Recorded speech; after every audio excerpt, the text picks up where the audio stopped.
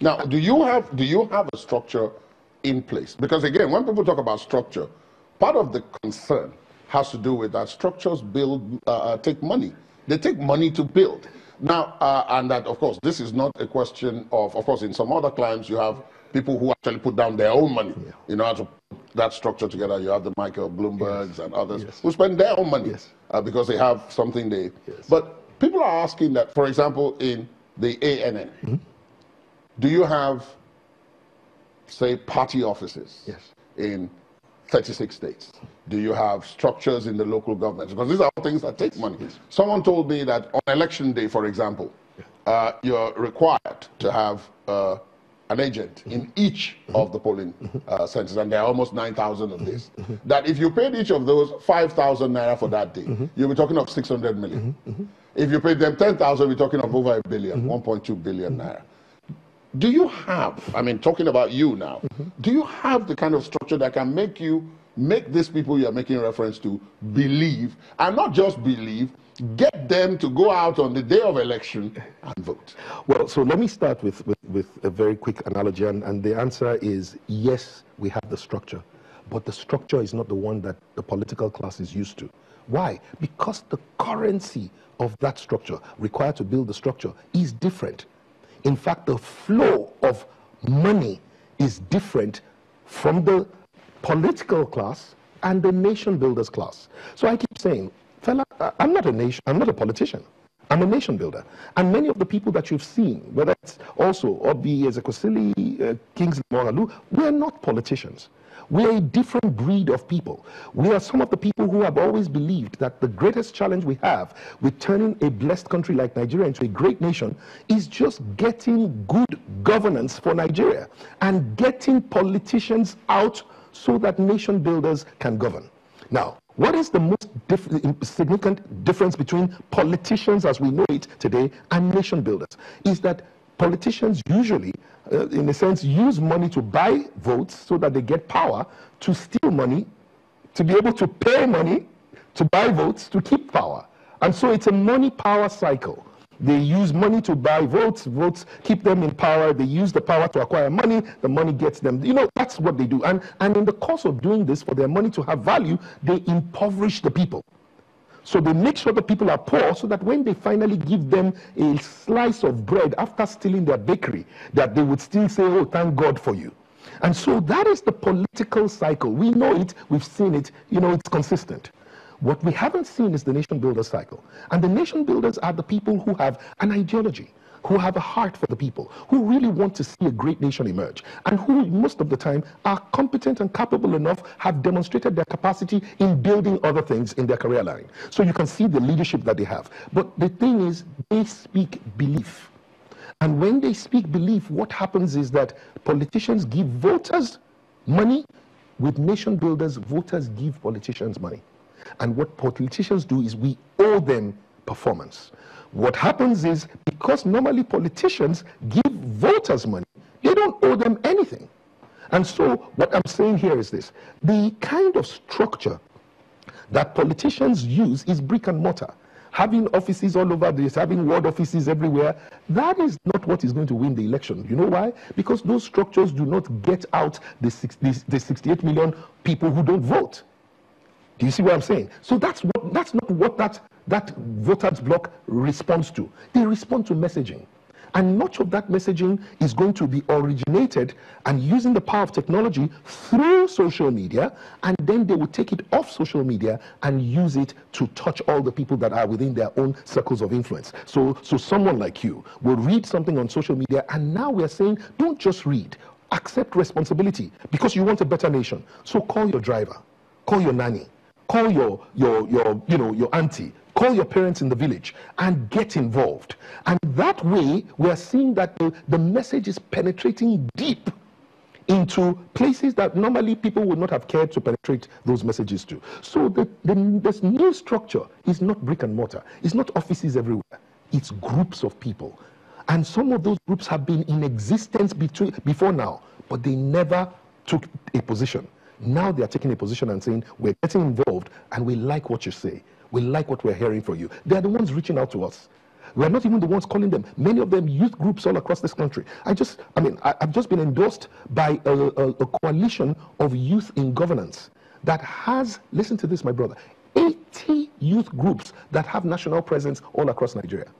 Just last week, I was invited to a meeting. There is some organization that claims to have 12 million members across Nigeria that are saying, we like what you're saying. We really like you. We want to hear from you. What are you going to do? And they had questions. So that's the kind of thing that is going to happen. They're already meeting. You will not see Alliance for New Nigeria over in their community, but they are connected. And they're connected not only to the party, but they're connected to the individual, they're connected to the message, they're connected to a movement. That movement is what is going to surprise the political class. Now, I promise you. At the point at which you are, let me now address some specifics. Yes. What you alluded to it in passing earlier on when you talked about corruption. There's nothing that anyone who takes a leadership position, especially the presidency in Nigeria, will be able to achieve if he or she doesn't take on corruption. Absolutely. Fighting corruption. Absolutely. The current government, as a matter of fact, the argument is that most governments that have come up until now say they are fighting corruption, but it does appear as if maybe the success is muted at best. You're being very kind.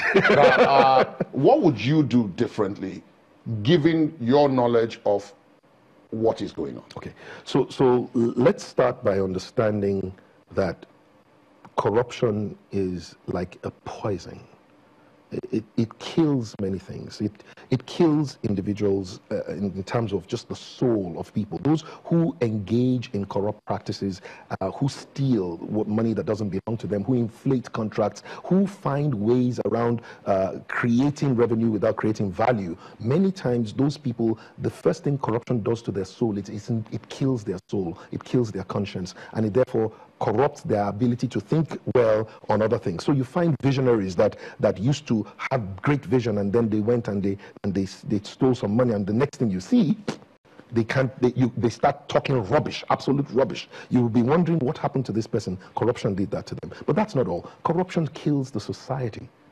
Because basically, not only does it just take the soul of the society, it makes people become literally wicked to one another. I have to then become, you become less than a human being to me once I am choosing to become corrupt, and that begins to happen over. But that's not all. Corruption kills businesses and economies, and we will talk about that. But the question, what do you do about corruption? Well, there are about 4 key things that we have to do as it relates to corruption. Number 1, you have to deal with corruption, taking it the way I just did, at an individual level. And I will come back and talk about that for a little. Then number 2, you have to deal with it at an institutional level. And then number 3, you've got to deal with it at an international level. But to be able to make all of these things work, you're going to have to deal with corruption at an ideological level. And I'll tell you what I mean. So with an individual, we've got to get back to the point where the value of integrity is appreciated by each and every single person. So we want to drive integrity into the psyche of every Nigerian. And I'll say it this way. You know, everything that you try to go a war against, it only seems like it's always multiplied. Whether it was war against indiscipline, war against terrorism, war against, whatever you war against multiplies.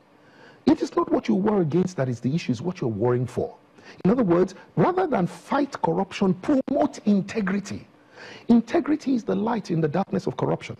And when you drive the value of integrity, the reward for integrity, the respect for integrity and the people who have it, as opposed to the disdain of the people who have integrity, say, what integrity do for me? Who integrity help? Those kind of things. You've got to change that narrative and make sure you drive it and people know what the impact of corruption is on themselves. Number 2, you've got to make your institutions, strengthen them, to be able to deal effectively, drive integrity in, but also deal with corruption, as it were. So it must be more difficult for people to steal. It must be easier for people to report those who steal. It must be faster for you to investigate them and investigate them effectively, but then more also to prosecute them and then to make sure you deliver on the sanctions in a way that everybody learns from. Okay, so you've got to strengthen, whether it's the processes using technology and making sure it's very difficult for you to the next thing is making sure that you work also with the international bodies. Because one of the things that happens is that every time people steal, the first thing they try to do is to make their money, what they call cash, liquid, which means turn it from naira into, whether it's US dollar, whatever, especially US dollar. What that thing does that is amazing is that it creates a false demand for foreign exchange. Yes. And so to a large extent, and the people who steal don't care how much the exchange rate is, okay? So all they do is they just go out and then they buy the foreign exchange. Of course, our naira weakens, the dollar strengthens, and then they take that money out and try to use it to buy things outside the country, because if they do the transactions within the country, they believe it can be traced. Much of that kind of money that goes out, the international community has a way of tracking it very effectively. So we want to be able to know when our money leaves this place. Can you please let us know? And the only reason why they typically don't work with us in repatriating it is that they know that it is the system that produced that cash drain that you are giving it back to. So it's really just a recycling. But once they are able to trust you, and they are able to say, listen, we know that you, fella, and your team, and the party, and, you are people of integrity. And it's very interesting. Alliance for New Nigeria has 3 core values, apart from our principles, but it's transparency, it's integrity, and it's excellence. And so those values are not just Fela's values. They are the values that the party. So my party is not going to ever be the one that will get you to try to do something that it shouldn't be. In fact, there was a time when we really were challenged by money politics. And there was some guy who was in our party who was throwing money all around the place. Guess what? Our party developed a hashtag, ANN not for sale. That means money failed in ANN, and like I keep saying, money will fail in 2019 elections. And that mentality is what we are bringing into government. It's not just one man, it's the party.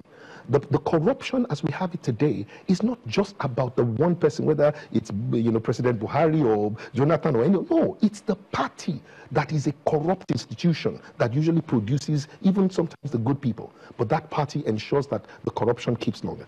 ANN is not a corrupt party, and ANN values integrity, values excellence, and values transparency. That's why you can be sure that we will deal with corruption.